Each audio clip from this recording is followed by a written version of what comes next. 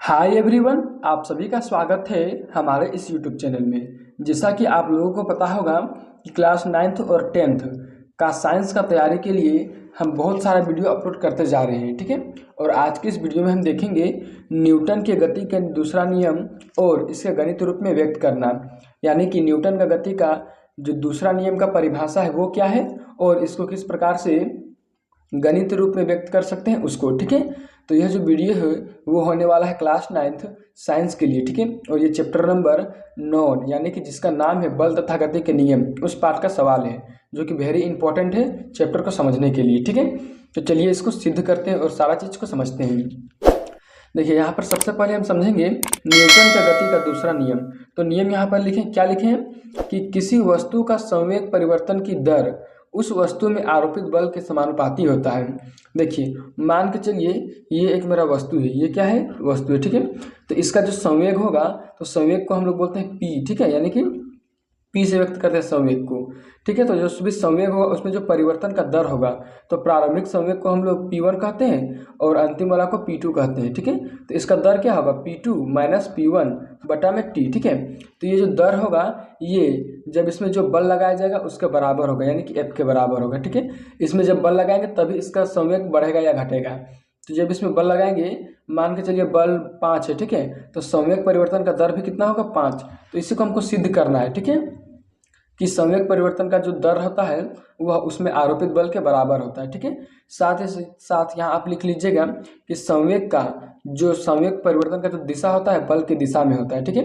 यहाँ थोड़ा सा लिख लीजिएगा, ठीक है। संवेग परिवर्तन का दिशा क्या लिखिएगा, संवेग परिवर्तन की दिशा, ठीक है। परिवर्तन का जो दिशा होता है वो बल के दिशा में होता है, इसको आप लिख लीजिएगा, ठीक है। इस चीज़ को हम यहाँ पर लिखें, देखिए कि F जो होता है वो समानुपाती होता है किसके, तो संवेग में परिवर्तन के दर का। तो संवेग में परिवर्तन का दर का यह सूत्र है mv माइनस mu बटा में t, ठीक है। इसी का हमको सिद्ध करना है। साथ ही साथ हमको ये सिद्ध करना है कि F बराबर m इंटू ए। देखिए हम ऊपर में लिख चुके हैं कि सिद्ध करना है कि F बराबर m इंटू ए। यही चीज़ को हम सवाल में भी लिखे थे कि न्यूटन की गति का दूसरा नियम को लिखें और इसे गणित रूप में व्यक्त करें, यानी कि इसको गणित रूप में भी लिखना है, यानी कि सिद्ध करना है F बराबर m इंटू ए, ठीक है। तो चलिए इसको सिद्ध करते हैं। देखिए F का मतलब होता है बल और m का मतलब होता है द्रव्यमान और a का मतलब होता है त्वरण। F मतलब फोर्स, m मतलब मास और a मतलब एक्सेलरेशन, ठीक है। माना कि ये कोई एक वस्तु है, ठीक है, ये कोई एक वस्तु है, बक्सा गेंद कुछ भी है, गेंद तो नहीं बक्सा है। अब मान के चलिए जैसे हम यहाँ पर बल लगाएंगे, ठीक है, तो F बराबर हो गया बल। अब बल लगाएंगे तो इसका कुछ तो द्रव्यमान होगा ना, तो m बराबर इसका द्रव्यमान और इसमें कुछ तो त्वरण उत्पन्न होगा, वही उसका a होता है, ठीक है। अब चलिए हम यहाँ पर देखते हैं कि क्या क्या हमको सबसे पहले मानना होगा इस सूत्र को सिद्ध करने के लिए, यानी कि इसको सिद्ध करने के लिए। तो देखिए सबसे पहले आपको क्या ध्यान में रखना है कि F बराबर वस्तु पर आरोपित बल, ठीक है। F क्या है, वस्तु पर आरोपित बल। जब इसमें बल लगाया जाता है तो उसमें U उत्पन्न होता है, यानी कि प्रारंभिक वेग उत्पन्न होता है। इसलिए लिखें इस बल से उत्पन्न प्रारंभिक वेग। अब जब प्रारंभिक वेग उत्पन्न होगा तो फिर कहीं पर जाके रुकेगा भी, तो उसको लिखें वस्तु का अंतिम वेग। V बराबर क्या होता है, वस्तु का अंतिम वेग, ठीक है। अब चलिए आगे क्या लिखें, जब वस्तु का वेग u हो तो u मतलब प्रारंभिक वेग, ठीक है। u का मतलब क्या होता है, तो प्रारंभिक वेग।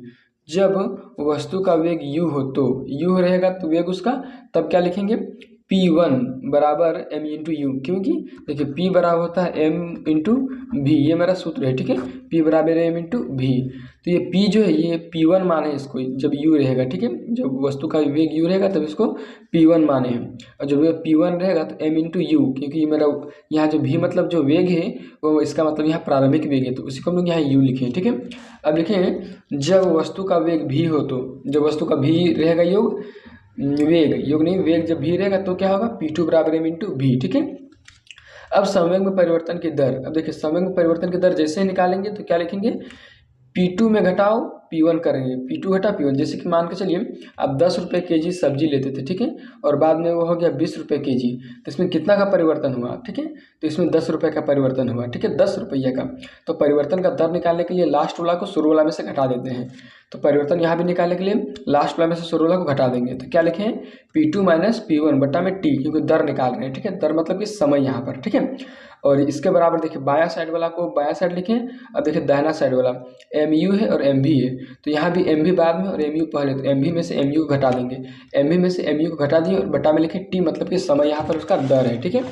अब चलिए यहाँ पर हम देखते हैं इसका आगे, ठीक है। इसका आगे हम क्या लिखे हैं, देखिए इसका आगे क्या लिखे, सो आप थोड़ा सा ध्यान से देखिए, ठीक है।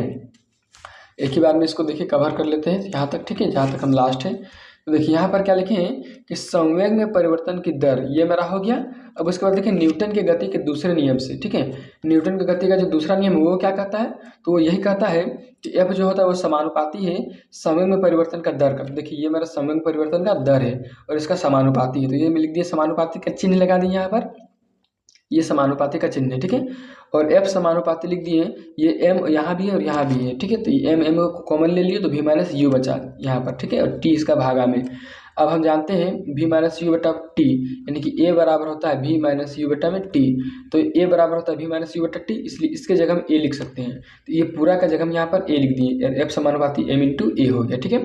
अब यहाँ पर हमको क्या करना होगा, ये समानुपाती का चिन्ह होगा, ठीक है ना। ये समानुपाती का चिन्ह, इस समानुपाती के चिन्ह को हटाने के लिए हमको बराबर लगाना होगा, ठीक है। बराबर लगाने के लिए हमको यहाँ पर के दिखाना होगा, के, और के क्या है, जहाँ के एक स्थिरांक है, के क्या है, स्थिरांक, ठीक है।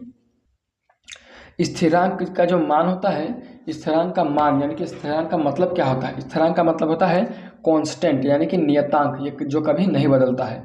तो लिखेंगे कि अतः के बराबर कितना है, 1, ठीक है। के बराबर 1 इसको लिया जाता है फिजिक्स में, ठीक है। कांस्टेंट को के ले सकते हैं हम लोग, कोई दिक्कत नहीं है। अतः क्या लिखें, के बराबर 1, ठीक है। अब जब के बराबर हम 1 लिखेंगे तो इसका सूत्र क्या था, एफ बराबर के एम इंटू ए, तो के जगह पर बैठा देंगे हम लोग 1, ठीक है, बराबर इधर एफ रहेगा और एम इंटू ए रहेगा।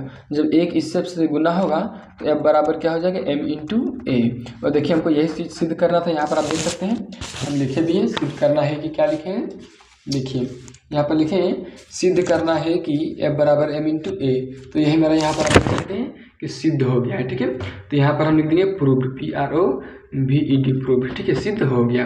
अगर आपको वीडियो अच्छा लगा है तो वीडियो को लाइक कीजिए, चैनल को सब्सक्राइब कीजिए।